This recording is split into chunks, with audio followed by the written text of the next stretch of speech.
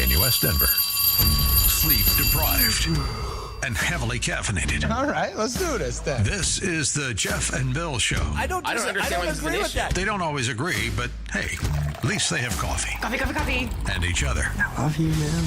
God help us. I want to bless him. We need all the help we can get. Now here's Jeff Hunt and Bill Thorpe. The Jeff and Bill Show on News Talk 710 KNUS.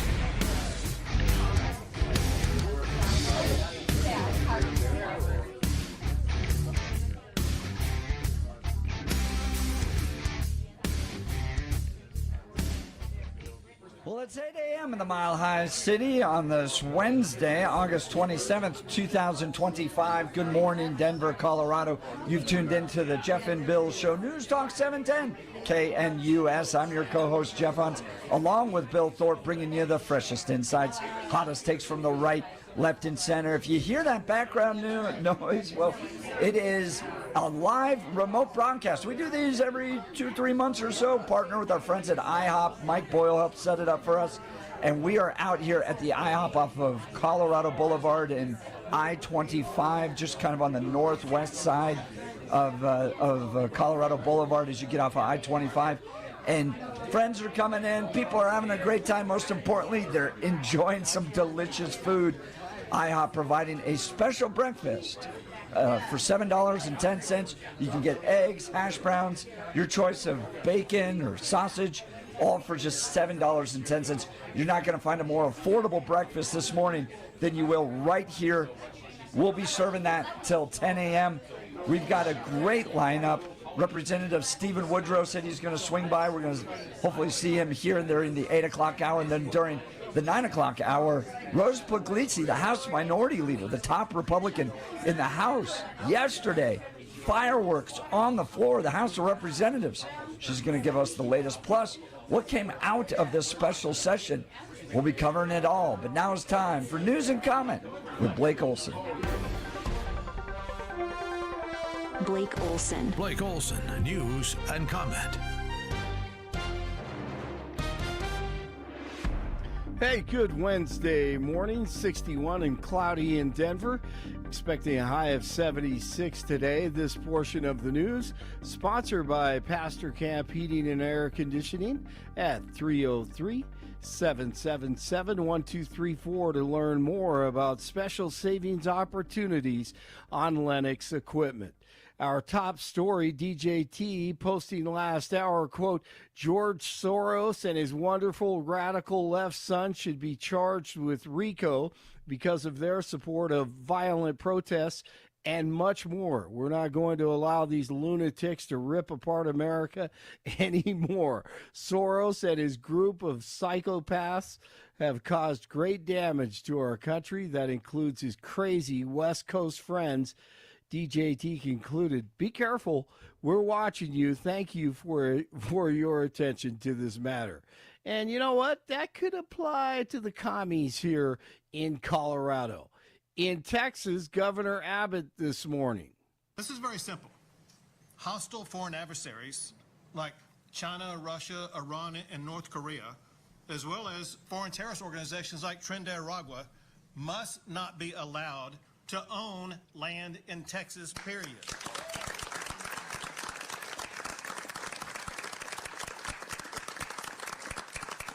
They should not be allowed access to our critical infrastructure, and they may not be allowed to exploit our border. And Texans should not have to compete against foreign adversaries when it comes to buying Texas land. That's right.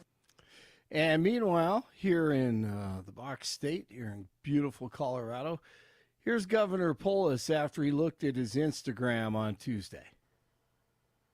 Taylor Swift is engaged. Taylor Swift is engaged. Come back to me. She just... Oh, wait a minute. Oh, that was not Polis. That's Olivia Rinaldi, a reporter for CBS, right before she goes live. Posted it. Oh, my God. Oh, my God. Oh, it's huge. The ring is ginormous. This is so exciting. Oh, my God. Oh, my God. Oh, my God. It's on her Instagram. It's on her Instagram. It's on her Instagram. Oh, my God. Oh, my God. Oh, my God. Oh, my God. Oh, my God. I feel... Wow. She was waiting to go live once again. and found that Taylor Swift information about her and Travis Kelce getting engaged. Like Paul Revere right now. Like this is a very exciting moment for me in my professional career because I get to announce that Taylor Swift and Travis Kelce are engaged. As you're talking to Joe Lang, our lovely producer Gabby Ake texted me and said Taylor Swift's engaged, and you can see it right there on her social media. Wow. DJT was very professional and respectful when he was asked about the news. Well, I wish him a lot of luck. No, I think he's a great player. I think he's a great guy, and I think that she's a terrific person. So I wish them a lot of luck.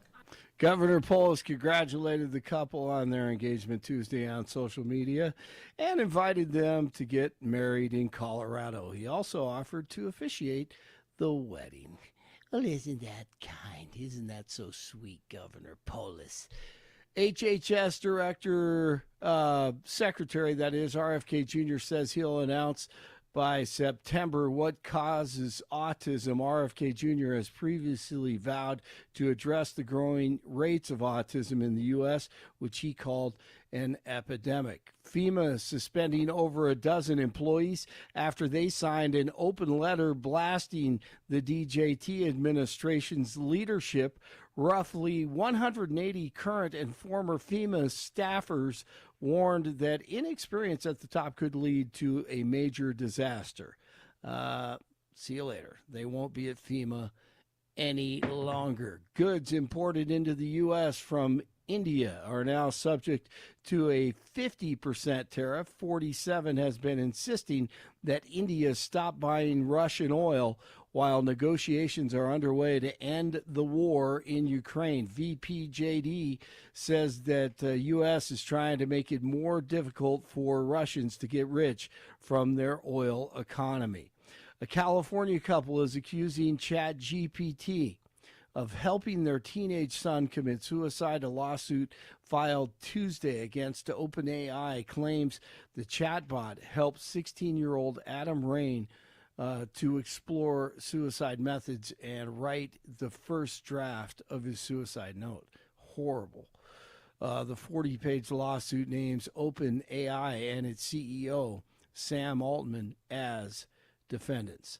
Democrats holding a conference this week in Minneapolis, whining about DJT and those little sneaky Dems or commies secretly meeting in people's basements. Well, this dude is off his rocker. TDS is real.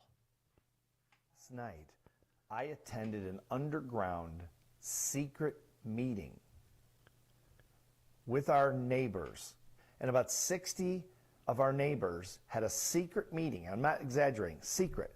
It was passed one by one to people that are against this dictator Trump and all the corruption that's going on in this country. Wow. You may have some friends or relatives who sound like that guy. All right, college football kicking off tomorrow once again in Wyoming at Akron, and Friday, CU playing host to Georgia Tech.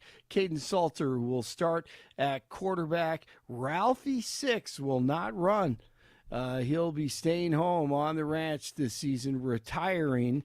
A succession plan is in place. 61 in Brighton, 60 in Littleton, 62 in Denver. Jeff and Billy continue from the IHOP. Blake Olson, News Talk 710 KNUS. Through Saturday, temperatures will still be a bit below average, and the chances of occasional showers and thunderstorms will remain high. Night and morning patchy fog as well. Upper 70s to near 80 today. A good chance of showers and thunderstorms. Upper 50s tonight. A good chance of scattered showers and thunderstorms Thursday, Friday, Saturday. All 3 days, high 70s to near 80. Weather service of L&L Heating and Air Conditioning. For quick, trustworthy, and dependable service, call L&L Heating and Air Conditioning at 720-851-1691. Visit them online at bestdenverhvac.com. You'll be comfortable with L&L. Meteorologist Don Day in the 710 KNUS Weather Center.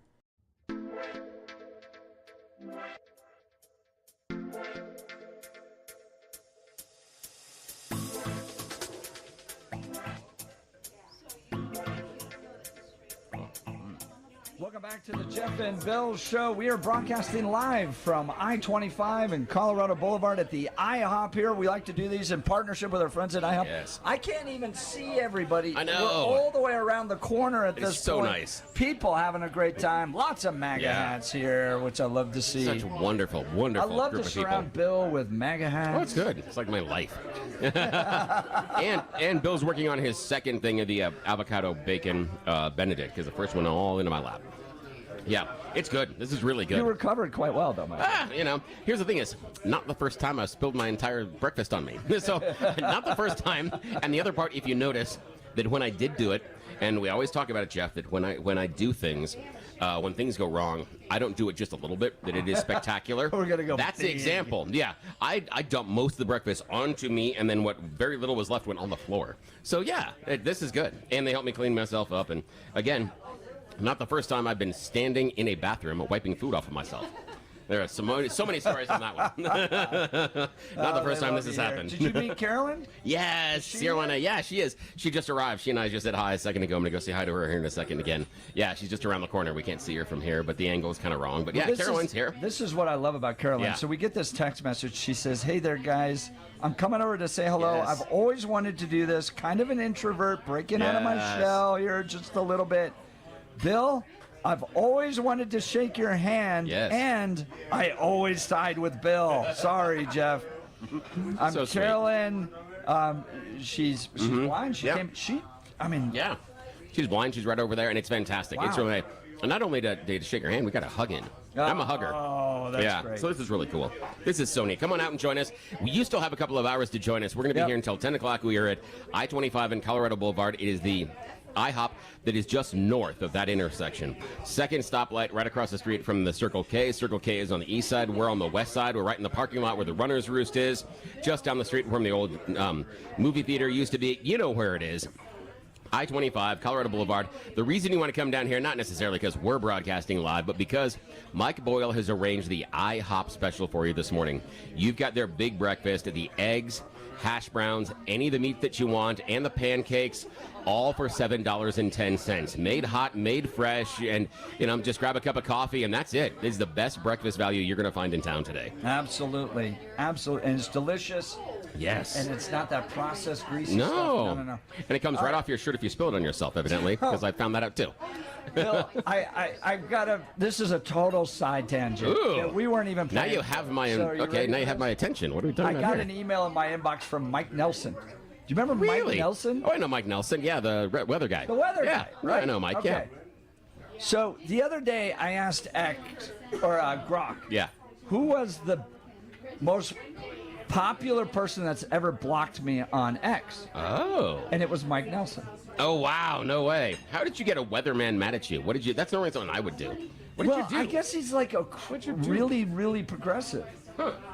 Okay. So listen to this email I just got from Mike Nelson. From Mike Nelson.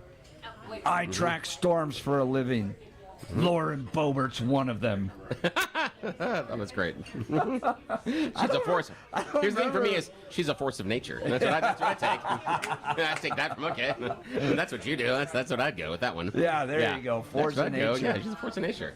Do you think news people should get into campaigns like that? No. Like this email is on behalf of Trisha Calavarese. Oh yeah, the one that won't talk to us. The one that won't ever come on our show. Mm-hmm. Even though we broadcast, we're the top show in her district. Yeah, in her district. She doesn't want to talk to us. She doesn't ever want to come on the show. She's the Democrat that challenged Lauren Boebert last time. But Mike Nelson, the weather guy, who blocked me because he just doesn't like seeing my. See, the weather thing for me is that, okay, at the core, I don't think that news people should take a side ever while you are sitting behind that news desk or your reporter. I think that's untoward. I think that's crossing boundaries because that's showing everybody does have a bias. Yeah. But being a journalist is the idea of covering a story and then being able to acknowledge that bias and work through it because you have to counterbalance. You have to understand that if you see this story normally from this perspective, you acknowledge it and go, okay, then you have to self-correct for that. That's part of being a journalist. and I disagree with any news anchor or journalist that gets out there and does politics. And I do disagree with weather people doing it as well, primarily because the weather person, that is the easiest damn job you've got, because you just have to try to not offend everybody. Not everybody's going to like the stuff that you're telling them about the weather, but you're not in control of it. You just have to be everybody's friend. So I wouldn't, if I was a weather person, I wouldn't take a position on anything other than I like sun. But he took pretty strong positions on global warming. Yeah. Well, for being a weather person, I can see that based on where they are in terms of the science and in terms of what they and when they're turning around saying we are the people that are watching the weather and we are seeing the science. You know, the people that are studying the big weather patterns are saying this is happening, and then we are studying the weather and we're seeing that happening. Maybe we could talk about that rather than no, y'all are crazy. You know, that was kind of the thing too. So. And I can see based on the fact that it's inside the weather, yeah, that he can take a position. But picking up a candidate and some other stuff, I don't know. That's, you know. I track storms for a living. Bobert's one of them. I like yours better. Again. Yeah, she's a force of nature. Yeah, that's a great. Of nature. That's a great way to put it, yeah. All right, this is a headline coming from the Denver Post here. Bill, remember that special session they called down there? I've heard about it. I mean, we talked to a few lawmakers just just about every day about this. Yeah. All right, you ready for this one? They solve all the problems? All right. We're all rich? What? All right. I'm looking at everybody here enjoying nice food. I'm wondering what's about to hit their wallet. Uh-oh. Okay. So they called a special session. Yeah. Almost a week. It was like $35,000, $40,000 a day. Working hard, yes. Right? Cost to the state with all the security, all the resources there, all that. Okay. Colorado's legislature has filled a third of the budget gap. A third? A third. Oh, 33%, Bill. In all honesty. Wouldn't that get you a failing grade? And yeah, but... anything else in life? What'd you do? I turned in a third of the assignment. Yeah, I have to tell you, though, it's higher than what I was expecting. I didn't think they were going to get more than 20. So from where I thought they were going to go, they did okay. You know, I'm not improving of it, but I didn't think they were going to crest above 20, honestly. Well, after meeting for an entire week, trying to solve an $800 million budget deficit, they got $250 million. Jeez. That... I just... You know, Democrats, let me help you here. When you lose Bill Thorpe... Yeah, not a good thing. You've lost the independent Colorado street. People often ask me, like, where you fall, and I'm like, Bill is a classic Colorado old-school independent. Yeah. If you have lost Bill Thorpe as a Democrat... You guys have lost some stuff here. There you have. You've lost a large portion of the constituency that doesn't like either one of you guys as far as parties. And that's a problem. And when it's difficult for someone that is unaffiliated when you get both parties together and they say, we are doing a special gathering in order to fix this, and then you get together and only fix 33% of it. You suck. I mean, it's, again, I didn't have high expectations or hopes, but the idea that we didn't come out of here with more than a 33% fix, it makes me beg the question of, do I trust you to fix any of it? Can I trust you to come back in this next session and fix absolutely anything at all? The budget has grown by 50%. Budget's a problem. The damn grill, folks. Hey, love that. Thanks, guys. So much fun. Gotta check out the damn grill. Here. Yeah. Talk to him a little bit too. He was cool, but yeah. The budget has grown by 50% in the last 6 years or so. That's weird. Yeah, I mean, no, the Democrats aren't going to solve this ever.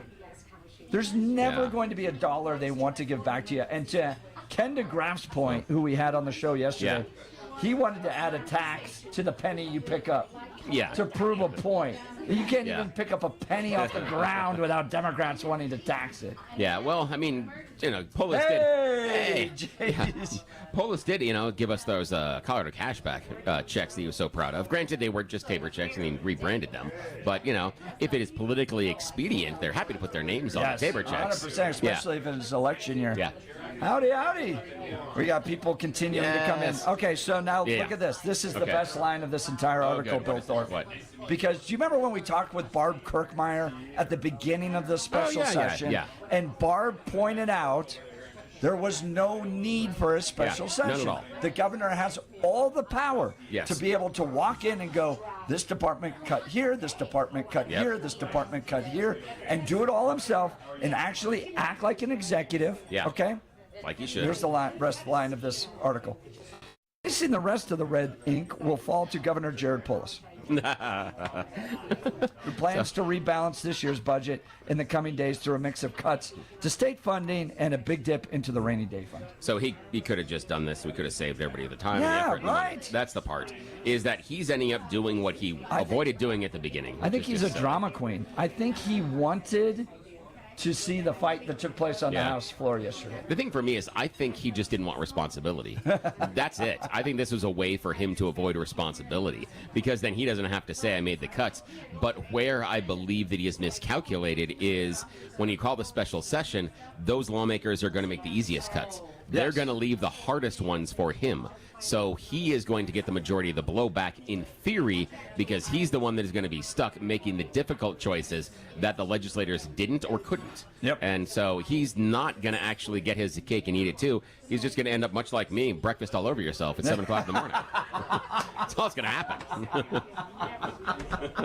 That's it. Way to wrap that You like that? up, Bill Thorpe. You like that? Way Thank to you. wrap that up. Appreciate that. Well, we are down here at the IHOP at I-25 and Colorado Boulevard. Full tables, people having fun, it's so lots of good. MAGA hats. I love to see it. Yep. Herb. Some great looking Herb's hats. there. What's Herb's up, here. buddy? Yep. That Joan from beard Lakewood looks is here. better every time. I Yep, see every it. day. That beard's looking better and better. All right, we will continue. Come join us. We'll be here till 10 o'clock. IHOP at I-25, Colorado Boulevard, special breakfast, $7.10. You're listening to The Jeff and Bill Show. This is Denver's Talk Leader, News Talk 710, KNUS.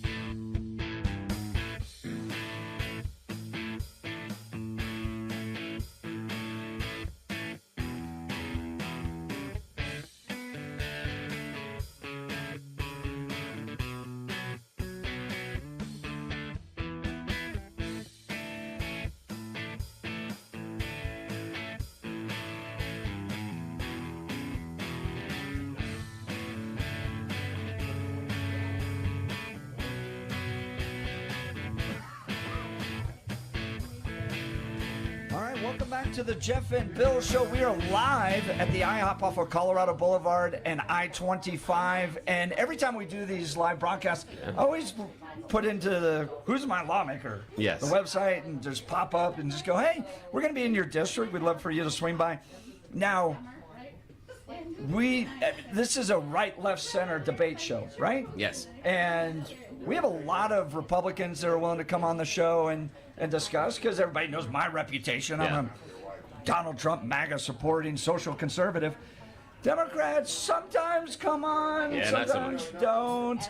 But when they do, I absolutely love it, because it shows they're willing to have the conversation. Yes. Which is why this show is so popular, because people are so hungry for this. And I emailed the state rep that represents this district, and that's Stephen Woodrow, Democrat, City of Denver, and he's come by to say hi, Representative. Yeah. Thank you for joining us. Thank you for having me. Good morning. It's really a pleasure to be here. Well, you've had a busy few days down at Yeah. the special session, but before we get to that, tell us about your district, because we are broadcasting from your district. Yes, we are. We're in House District 2 here in Denver. We've got, basically covering from South Lincoln over to right here. We're right on the edge of South Colorado Boulevard. Sometimes 8th, but mostly 6th down to Hamden. Great group, lovely constituents, one of the, sort of sweetest parts of Denver. Yeah, and I'm guessing pretty progressive district, right? Is this independent? Give us a sense of the political breakdown of your Yeah, district. certainly. It's I am considered one of what we call the safe seats down at the Capitol, but we do have a lot of diversity of thought. It's not just a group of progressives. We have definitely conservatives. We have independents. We have unaffiliateds. We have a lot of people who, what I like to say, they care. They have resources. They're highly educated, and they want to see effective government. When you talk to your constituents, what are the top things you hear about? Right now, the top things I hear about are affordability. Yeah. Everyone's concerned about that, affordable housing, affordable health care, sending their kids to college. And they're also really concerned about democracy and the country and where we're headed, the direction we're heading, and making sure that everyone still has a seat at the table. Yeah, Colorado's unique. Big article in the New York Times kind of detailing out the fact that, look, voter registration among Republicans is kind of going up all across the country, but not so much in Colorado. They're not necessarily becoming Republicans. They're leaving the Democrat Party and they're becoming independents, but not so much Republicans. Colorado's a unique state in this nation.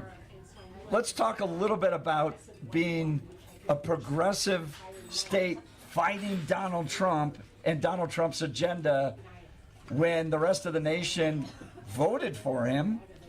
He won the popular vote, but Colorado's willing to stake out, for instance, the Bernie Sanders side. I mean, 30,000 people showed up for Bernie Sanders. It's a pretty progressive state, I think. We certainly have our progressive strains and our threads. We also have a lot of center-left folks. It's not just, I wouldn't paint it with just, a Bernie Sanders brush. But like I said before, we are a diverse state. And we are a little bit of an outlier in that, yes, the red wave ebbs and flows, and it certainly pushed in y'all's direction last November. But we've done a lot of groundwork here in Colorado, the Democratic Party. We do a lot of community building, community organizing, if we all remember those buzzwords back from right. President Obama. And that on-the-ground work translates into electoral success. Republicans have all these meetings. I'm part of all of them. Like, how do we turn things around Colorado? Do you think it was that face-to-face, on-the-ground work that made the Democrat Party so strong in Colorado? Initially, yes, and I think what's allowed us to sustain it is the continued work in combination with, we have folks out here who seriously distrust what's going on in Washington. Mm-hmm. They weren't pleased with President Biden, but they're very concerned about what they're seeing on Trump 2.0. They weren't thrilled the first time around. We had a lot of problems, and now they're just pretty much aghast. What is it about Trump that Democrats don't like here in Colorado, particularly Colorado Democrats? Yeah, sure. So we don't find that he's very transparent or honest. In his first term, he told 30,000 documented lies. He's a 34-time convicted felon. He was impeached twice. He told the big lie. And all of that sort of building up into this second term now, where you're seeing open defiance of court orders, musing about running for a third term. These are not in line with the Constitution. And hopefully we can return to a point where we all go back and honor that rule of law, that document. And unfortunately, we've gotten away from it. I think Coloradans are hip to it. That's Steve Woodrow. He represents this district. This is District 2, right? House Here. District 2. House District 2, down at the Colorado House of Representatives. Democrat, joining the Jeff and Bill show. Brother, I don't think there's another show in Colorado that has Rose Puglisi sitting at a table, MAGA hats, and Steve Woodrow. By the way, was Rose hiding over there? She said, she just arrived. Said hi. Yeah. You got Rose, you got MAGA hats, and you got Steve Woodrow. That's why I love their show. I love their show. All right, so special session, Representative. Did you just raise taxes to solve this budget issue? Did you actually, were there any cuts that were made out there? Well, as you know, in Colorado, we're not allowed to just raise taxes. I'm sorry, fees. I don't want to get the word wrong here. We have a thing called Tabor, which, of course, if we were going to raise taxes, we would have to come and ask all of your permission to do so. What we did was close a lot of loopholes and corporate tax loopholes. I was on a bill to eliminate what's known as the vendor fee. It is a discount provided to businesses for paying their sales tax. And in a flush economy, when things are going great, I wouldn't mind having that kind of tax relief. But right now, we are still, even after I think $260 million in revenue raises, we're still looking at having to make a ton of cuts because of H.R. 1. And of course, that's Trump's big, beautiful bill that the Republicans passed before going on vacation. And so, it immediately impacts Colorado in a devastating way. We already had a budget issue, a systemic one related back to Tabor and property tax cuts that we did a few years ago. And so now we're tasked with making these really hard decisions. And so one of that phase one was the revenue increases through the closing of these loopholes. And of course, today we're going to be hearing more from the governor, hopefully, about spending.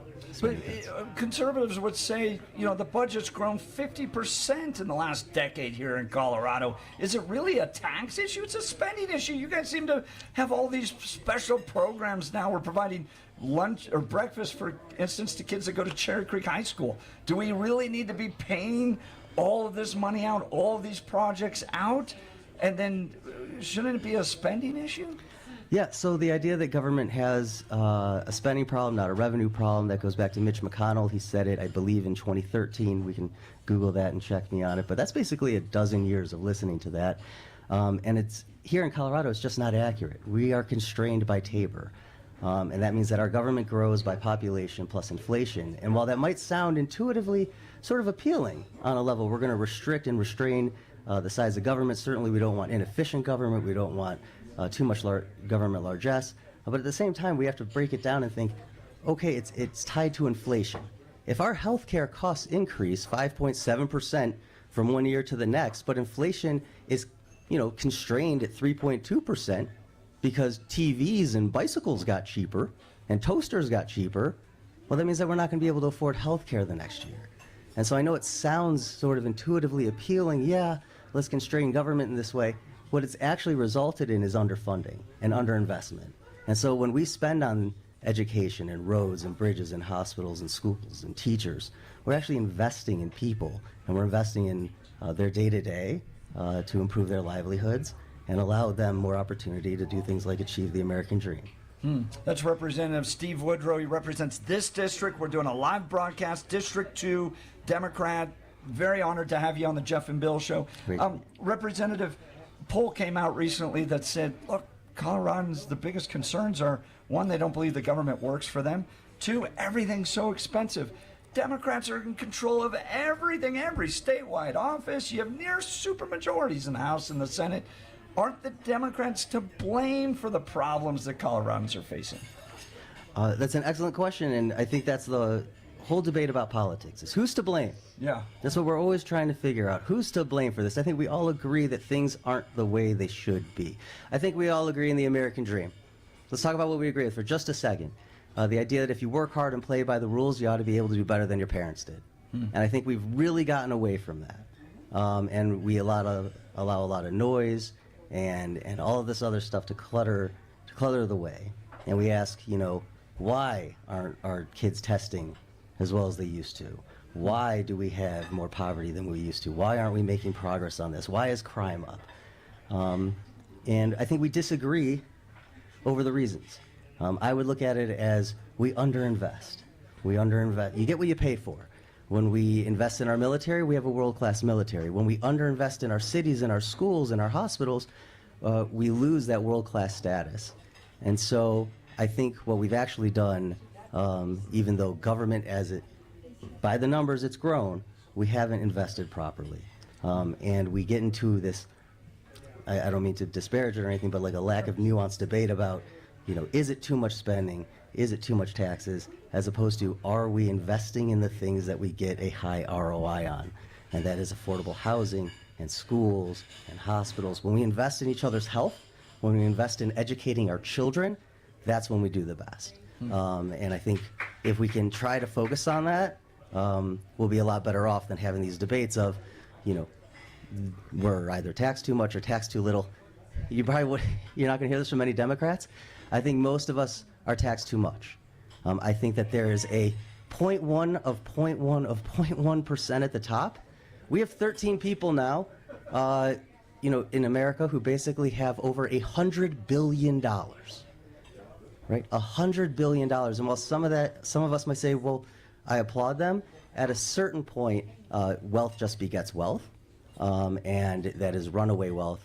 And for those very, very, very few people at the top, I don't think they pay their fair share. And I do think that if we were able to reinvest that, it would actually be more efficient for everyone. Oh, now that is Representative Steve Woody Woodrow that is joining us. He's got a safe seat here in House District 2. Speaking my language, I talk all the time about how we need to tax wealth, not work, that we are taxing the wrong group of people, and based on what we're looking at. But I want to go right into the minutia. You talked about the American dream and how we can achieve the American dream. Question I've got for you is the American dream still achievable? We are now seeing demographics and generations that are not expecting to outproduce or outachieve the lifestyle their parents had. Jeff and I both have 4 kids. But all of our kids talk about a lack of faith that they will ever be able to afford a house. They also talk about they're even worried about whether or not they will be able to afford a car. They see all of these assets that should be the pathways to life being priced out of what they have the ability to earn and what they have the ability to achieve. So a question I've got then is the American dream still achievable? It's an excellent question, and I think what it comes down to is it still the American dream or the American fantasy?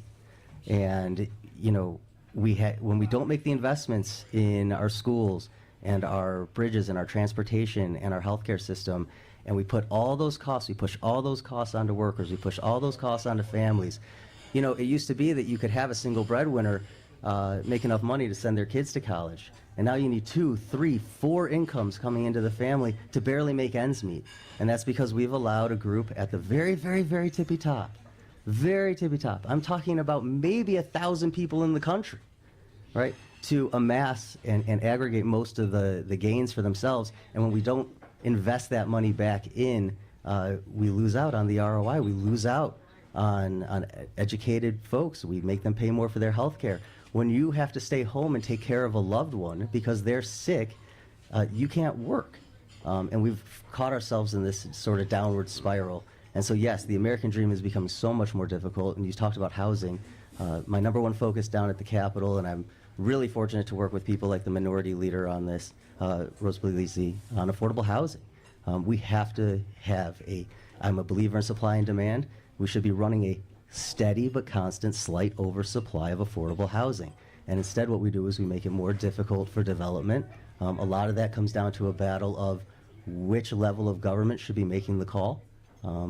We've seen a lot of local governments throughout the state engage in this sort of, we understand you need affordable housing, just build it somewhere else, right? And we've run out of that option. And so I'm glad that you brought up housing. It's the number one question focus. about that. As far as talking about the housing, when you're talking and looking at affordable housing, is the best solution in your mind a governmental mandate ascribing where that affordable housing needs to be built, or is it a better idea, in your opinion, to roll back some of the regulations and let the marketplace decide where that affordable housing is built based on the demand? Or is it a blend of the two? If I gave you the Jeff and Bill magic wand and said, "Here you go, Representative Wilson, Wilson, here we go. Now, go ahead. You go ahead and wave this magic wand, and you get to decide the housing rules in Colorado." What does that look like? Are you going to mandate where it has to be built? Are you going to roll back a whole bunch of regulations? Or is the better solution a blend of the two? Where would you take us? Well, we've sort of done a blend of the two. I mean, this past session, you saw that we did construction defect reform. Even though I was on the other side of the debate on that, it certainly got passed with, thunderous applause.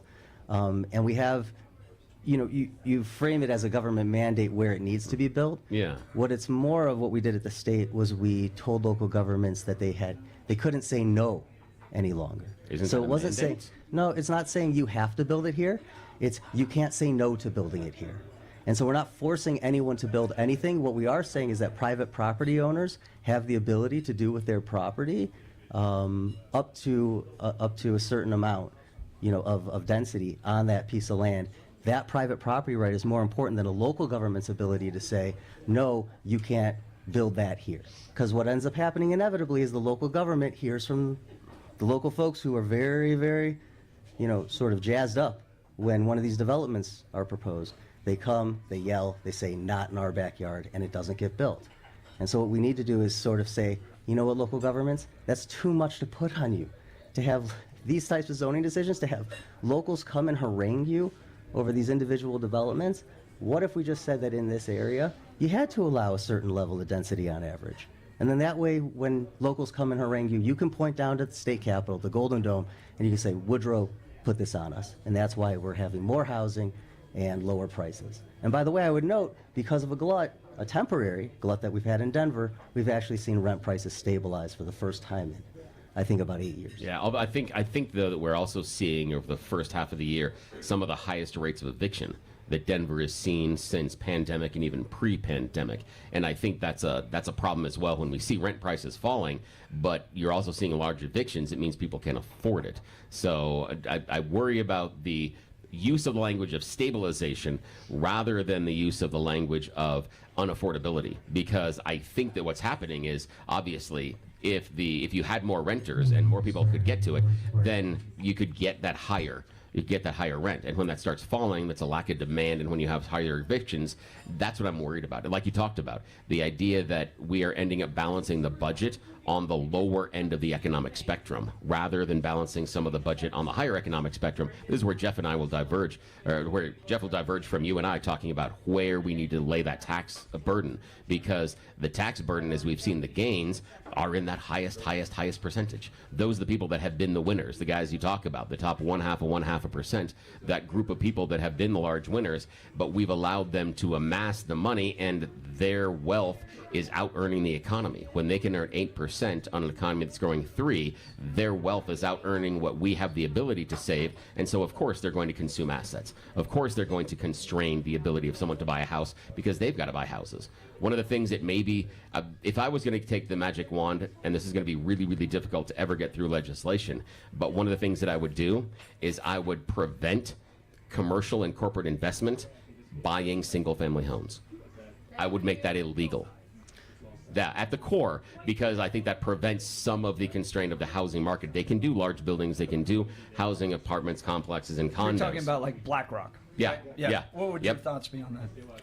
Yeah, so I'm generally in favor of legislation along those lines, and there's a small contingent of us down at the Capitol working on those types of issues. We obviously run up against a lot of headwinds. They have a lot of lobbyists. Yeah. They're paid well. Yeah, but I mean, you certainly get into logistical issues. Does that mean that they can break it up in smaller LLCs and have a portfolio of one, just As if they have a million single-family homes, just open up a million LLCs. Yeah, it's the idea of Robert Kiyosaki talking about the idea that he owns 40-plus homes, which he thinks is a great investment for him. But again, that is a large number of families out there that are not becoming homeowners. because he has them as renters. And certainly maybe what we need to look at is a cap on the number of individual homes any single person can own, but I'm certainly understanding where you're coming from. That's Stephen Woodrow. He's the representative of this district. We'll continue our conversation. We're broadcasting live from his district. You're listening to The Jeff and Bill Show. This is Denver's Talk Leader, News Talk 710, KNUS.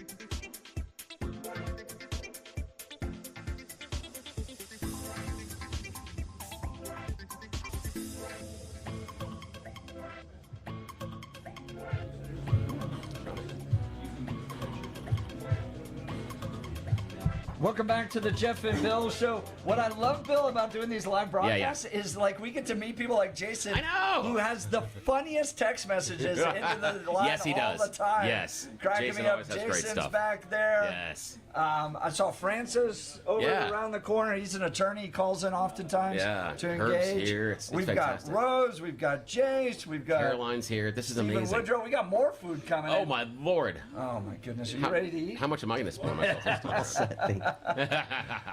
All right. Oh you my guys gosh. got Shredded beef tacos? We got shredded, Shredded beef tacos.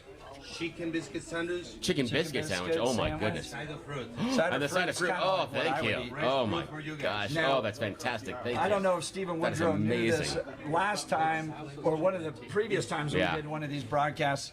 Britta Horn was sitting right next to me when she got served by Darcy Shanning. Sounds like you're setting him up. So You're setting him up. We have something for you today, sir. yeah, Not kidding. and then Kyle Clark took it and ran with it about the lawsuit served at the IHOP. So there's always there's an element of Jerry Springer that can erupt at these. You just never really know. But I'm really grateful that you came down to join us. Yes, thank we you. are broadcasting in his district. It's District 2, Denver. Stephen Woodrow. Now, Stephen, I think I don't follow the Democrat Party all that much, but I think you look to becoming a state senator. Are you running for re-election? Talk to us about your future.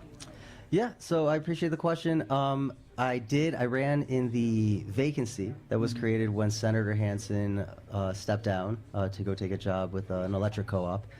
I made it to the 5th round, but I was unsuccessful. We're very lucky and fortunate to have Senator Matt Ball. He's an excellent, young attorney, and he's done a great job. In his first year in the Senate, really impressed with his representation. So really excited there. I would technically have one term left to run for, which would be my years 8 and 9. And I announced a few weeks ago that I have decided not to seek those years. So I will finish out my term at the end of 2026. And are you done with public service? Are you going full-time private? Well, certainly in this capacity, I'm always going to be involved in public service in one way, shape, or form. For a lot of us, it is a calling. But in terms of serving in elected office, I've really enjoyed my time in the House. 7 years. At least you were in power. I always feel bad for the Republicans who go down there and just have to listen to you guys have all the power. And, Now, it's at least you got to drive an agenda forward. Sure, it's funny you say that. In terms of going down and listening, we have a saying that the majority gets its way, the minority gets its say. Yeah, so we actually spend most of our time listening to Republicans tell us what we're doing is wrong. And we actually try not to talk that much because it eats up the clock. And as you know, we only have 120 days to get the people's work Just like done. being a parent. That's pretty much what it is. Your life of your kids telling you, this sucks, you're wrong about this. Now, Representative Woodrow, as you're leaving in 2026, 2 things from you I want. One, what is the thing you are going to miss the most about being an elected legislator? And what's the thing you're going to be happy to be done with? You're like, thank God I don't have to do that again. What is it? What's the high point you're going to miss? And what's that low point that you're like, okay, I'm glad I don't have to do that again? Yeah, sure. So excellent questions. I think the first goes into what Jeff was just saying. It's the ability to, it's not the power, but it is the ability to effectuate change in a meaningful way. Under the Gavel Amendment, we each get 5 bill titles that we're guaranteed a hearing on. And before, just so folks know, before that was a thing, you used to send your bill to committee and the committee chair would just throw it in the trash. If you didn't want to hear it, you wouldn't get a hearing. Right? But we get 5 bills, and that's 5 opportunities to make real lasting impact. And so that I cherish and I will miss deeply. And I also miss the camaraderie and the friendships that are made. The thing that I'm not going to miss is being away from my kids. I have a 14 and an 11-year-old. Oh, yeah. And this is an exceptionally time-consuming job. And it's also my second job. I'm an attorney as well. Yeah. And so to know that there's only a few more years I have where they're in this phase of life is sort of precious to me. And so I will always be doing something in the realm of public service, but it's time for someone else to come into this seat and see what they can do with it. Right. That's Representative Stephen Woodrow. Now, look, you didn't have to come down here. Yeah, I mean, to join us today, to be a part of conservative talk radio. Oh, come on. The fact that you did means a lot to us. I It sure does. appreciate it. Thank you for coming across and hanging out with so us. much. People appreciate it. Yes, they do. Thank you so much for having me. Saying thanks. Really Look, nice. conservatives are nice people. You got MAGA hats applauding you. They're wonderful people. They are. This is fantastic. We have is really coming cool. up in the next hour, Rose Puglisi is going to be joining us because there was a lot of drama on the floor of the House. Did you see that Yes. yesterday? Yes. I was I love the half pause, though. I know. Yes. He kind of just looks down. I will and is not like, say anything I know. else. I was there. That's a great politician. We're answer. going I to like talk about that. Plus, did Republicans get to kind of stall anything that was happening with the Democrats and what they were pushing through? We'll get the Republican side. But gosh, Bill, this is what we wanted the show Yeah, to be. this is. You get right, left, center coming together, the debate happening here, the discussion happening here. Unlike any other show in Colorado. That's why you all are so important, why we appreciate you tuning into the Jeff and Bill Show, and appreciate people like Rose Puglisi and Stephen Woodrow joining us today. Yeah. Representative, thank you, sir. Thank you, sir. Thank you really so much. Appreciate Really it. That was appreciate really everyone for nice of having you. me. And you've still got about another hour to come down here at I-25 Colorado Boulevard. Join us at the IHOP just north of that location. We've got a special $7.10 KNUS breakfast only available today. And we're also getting updates on there's an active shooter in Minneapolis. 20 people gunned down right now. We'll get more details as they become available. All right, you're listening to Jeff and Bill. This is KNUS.